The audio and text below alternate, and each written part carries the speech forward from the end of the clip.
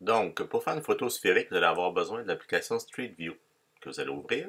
Ensuite, vous devez vous connecter avec un compte, avec votre compte perso. Une fois que vous avez ouvert votre compte, vous allez voir, il y a une petite caméra qui va apparaître en bas, dans un rond orange.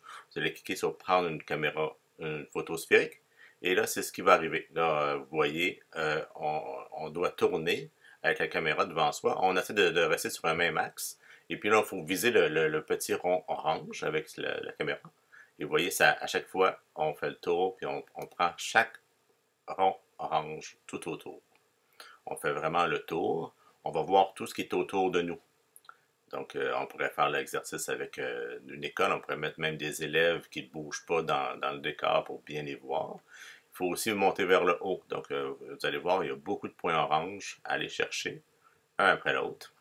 Et il y a un petit crochet avec un bord orange. On voit la progression. Donc, il y a un petit un rond orange qui fait le tour. Plus ça avance, là, comme je suis pas loin de la moitié que j'ai fait. Là. Là, je suis rendu dans le ciel.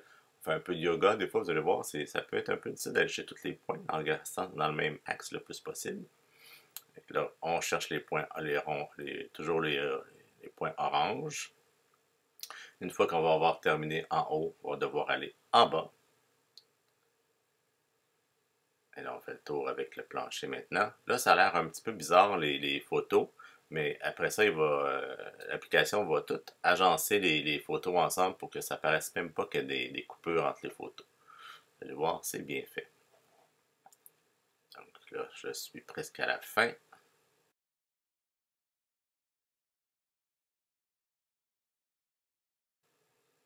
Une fois terminé, vous avez vu, mon crochet est devenu vert. Et là, le petit bonhomme, il est après replacer les photos comme il faut. Ça se fait assez rapidement. Et si vous voyez, c'est assez facile aussi à faire. C'est un exercice, c'est fun à faire. Et une fois que terminé, on donne l'autorisation pour accéder aux photos, c'est qui va aller placer la photo dans notre galerie photo. Mais pas tout de suite, il va falloir lui dire tout à l'heure. Et là, c'est ce que ça donne, voyez-vous, l'agencement, il n'y a presque pas, c'est super bien fait. Une fois que c'est terminé, là, on va aller cliquer sur la photo.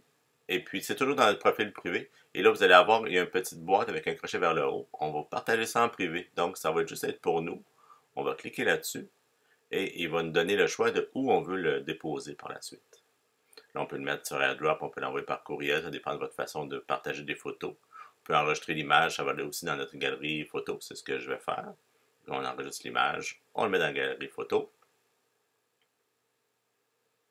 Et après ça, on peut la retrouver dans notre galerie photo. Vous allez voir, ça a l'air de ça quand c'est format plat.